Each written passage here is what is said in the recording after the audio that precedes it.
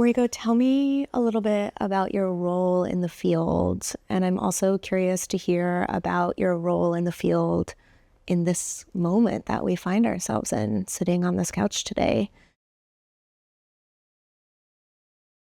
If and How really plays a really unique role in the reproductive health rights and justice movement because we are doing direct legal services for all people in this country. So we're nationwide and we're the only game in town in the sense that we run our repro legal helpline and it's free and it's accessible and anyone can call it and they can get information about, what their rights are. They can get information about what the law is, but we can also help them when they're in crisis in real time.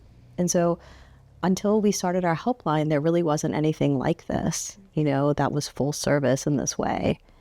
And then also because we started our work in self-managed abortion, we have deep expertise in what criminalization looks like. And we were working on this before the Dobbs decision too.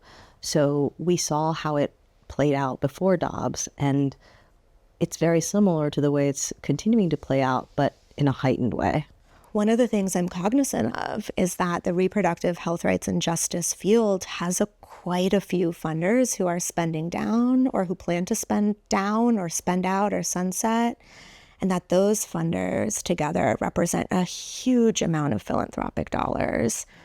And so I really want to hear from your perspective, what does that feel like to look at? I mean, to me, it's like a looming tidal wave on the horizon. So does that feel accurate to you? If not, what does it feel like? I've been thinking about this a lot recently, and me and our development team. I think the kind of biggest emotion that we feel is uncertainty, right? I mean, there's so much uncertainty and chaos right now in the world because of just the political situation that this really adds to that. Right. And, just not knowing that we can consistently count on the sources of funding like we have, in the past, and kind of not knowing if anyone is going to step in to replace those sources is scary. Yeah. And I think given that at this point we have, I think 5 or 6 funders who are spending out in the next, a decade or so, it does sort of provoke an existential fear for us a little bit of not just for ourselves, but for our movement. And then also kind of, I do wonder, is the entire nonprofit industrial complex shifting in some way, right? In several decades, is it going to look completely different than it has at least in my lifetime? I don't think that's necessarily a bad thing. And so definitely uncertainty, existential dread, but then also I think I see it as an opportunity because the prospect of the spend outs has really, I think, pushed us to diversify our funding sources. And for years now, we've been talking about the need to really invest in and build up our individual giving. But, there was always reasons why we couldn't or shouldn't or whatever.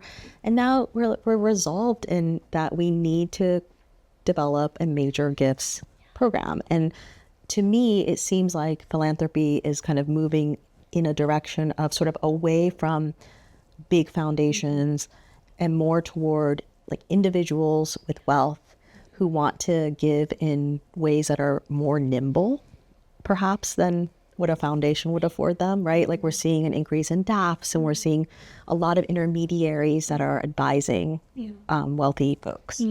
And so I think, I think we would have eventually gone on to build our major gifts program, but I think the fact that funders are spending out, it really kind of lit a fire under us.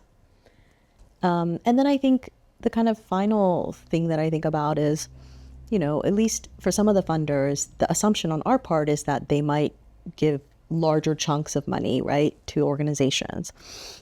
And that's really exciting. It's exciting and it's also scary because I think that we are at this point not quite prepared to know how to best steward a large lump of money. you know, after Dobbs, we did get a influx of cash that we weren't expecting. And so because of that, we have a very healthy cushion and reserve, right? And we've been working over the years to try to think about like, how can we put that money to the best use, right? Obviously it's a rainy day fund, but also can we earn interest income on it, or, you know, thinking about it almost as like a little bit of an endowment. So I think the prospect of having that kind of money to like, that's more than a rainy day fund, money that you can grow, is really exciting to me. And it feels like it could be something that will make us sustainable for the long run, you know, and it's a different kind of fundraising than what I think we've been used to doing. Because even though we've been very blessed and funders have been very generous with us, we are still sort of like spending what we raise, you know? I'm struck by what you're saying and how much work there is in it all, right? Like, on the one hand, you are trying to ensure that people who are criminalized for trying to access care, the people that support them or the people that provide it, like, have access to the resources they need to navigate that system in a way that is going to like be okay for them, right? That's like what you're doing over here. At the same time, you have funders that are planned spend outs. You are having to really rethink and shift your strategy around sustainability, which is a big change. And then you have this opportunity, right, that you're looking at wanting to seize around if we do, right, if all of these changes happen, we get this additional like cash, money, assets, what sort of capacity building do we need in order to really take advantage of it? And that's a ton, right? One of those questions alone is enough to be the focus of a whole organization. And so I want to know from your perspective, and this is like, you know, this is a cliche question, but what can funders do to be the best partners possible to you, to enable you to do all of the things you need to do in order to thrive in this work, to support the folks that you want to support, meet the needs, and grow and sustain yourself beyond reliance on philanthropic funding that is shifting in a way that's unpredictable? A lot of what funders are already doing, right? Like we've seen a big shift towards general operating support, which is incredibly helpful. But I will still say that like most of our narrative reports are around programmatic wins, right? I don't think I've written a proposal or report that says like, hey, we're building out this new major gifts program, because it just doesn't seem like something that was fundable in the past, right? So maybe just being more explicit about that and saying like, hey, organizations, like, what are you doing in your strategy around development? Yeah. How can we help? And really being explicit that that is something you're interested in funding for, right? And then I think a lot of it is just making the kind of introductions that we need and making it easy so that we don't have to do all the legwork and the research to figure out how would we steward this money. Totally. Like for years, I've been asking funders, can you please introduce me to a wealth management firm or an asset manager, because that's not something we have. And it's only been in the last like 6 months that people have given me actual names. And it's been great because like we met with a couple of firms and it's interesting and we're learning a lot. But it wasn't like something that was just easily accessible.